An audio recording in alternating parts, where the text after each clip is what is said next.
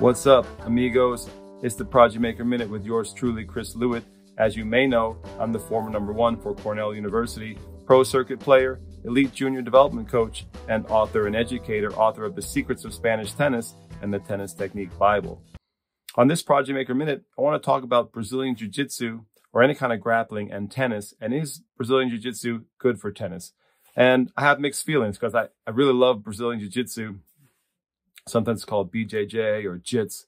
And I've spent a lot of years studying Brazilian Jiu-Jitsu, especially back in New Jersey, where I had some really good MMA and Jiu-Jitsu coaches back in New Jersey. A little harder to find here in Vermont. So I'm doing a lot more training on my own, and I have one coach here. But Brazilian Jiu-Jitsu is a grappling sport that was originally from Japan, and then it was brought to Brazil, and then it was evolved by the Gracie family. By the way, if you're interested in learning about this amazing story about the Gracie, a family, a martial arts family that had huge success and took over the world, the story of the Gracie family is incredible, and I have a lot of respect for all of the Gracies and what they've done for martial arts and also for their business acumen. They're very savvy entrepreneurs. Anyway, also very good teachers of Brazilian Jiu-Jitsu. The Gracie family, their tradition lives on. There are many Gracies all over the world, and there's different styles of Brazilian Jiu-Jitsu. But let's just talk basic Brazilian Jiu-Jitsu. Is it good for tennis? Yes and no. There's a very high risk of a joint injury, a musculoskeletal injury, basically a soft tissue injury. So you have to be really careful about who you practice with. And it probably, when I have kids who ask me if they want to do it, and then they're tennis players, I say, you got to do it more like one-on-one with a coach who's a responsible training partner for you. I would be very, very wary of just like jumping into a group class Brazilian Jiu-Jitsu. The risk of injury is very, very high. And that is in the industry, in the Brazilian Jiu-Jitsu industry, there's a big problem actually with beginners getting injured within the first 6 months in classes. So it's a well-known issue in the martial arts community of the Brazilian Jiu-Jitsu martial arts community. So I would be very, very careful. I would focus on private lessons, but there's some wonderful things that you can learn in Brazilian Jiu-Jitsu. You learn to be tough. You learn how to fight, obviously. But it's fantastic for the hips, for example. It's good.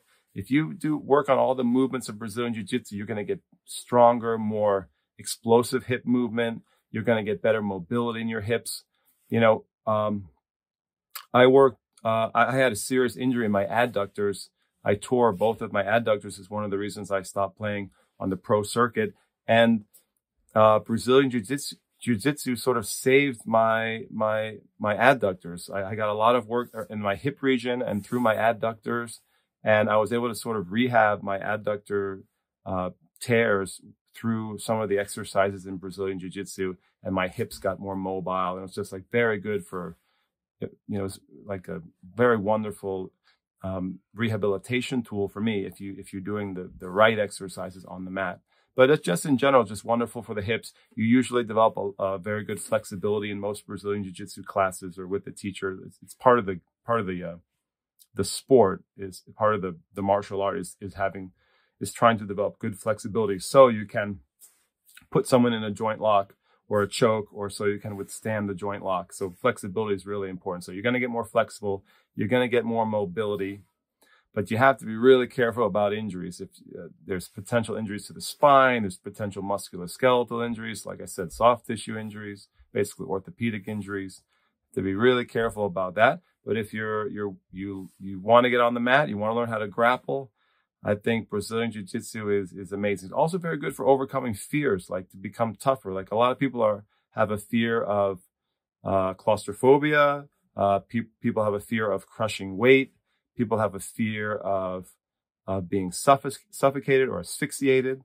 And Brazilian Jiu-Jitsu helps you overcome a lot of fear of being like really close and intimate with someone, because it is a very up close and personal grappling sport. So you can overcome a lot of fear and anxieties if on the mat.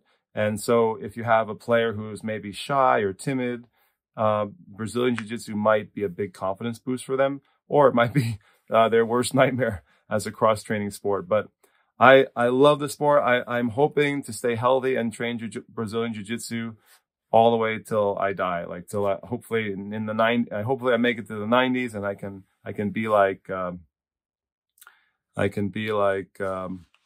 some of the Gracies who are, like training into their older age, even when they're seniors. I hope to stay in the sport. I'm trying to stay healthy. I try to train with responsible training partners.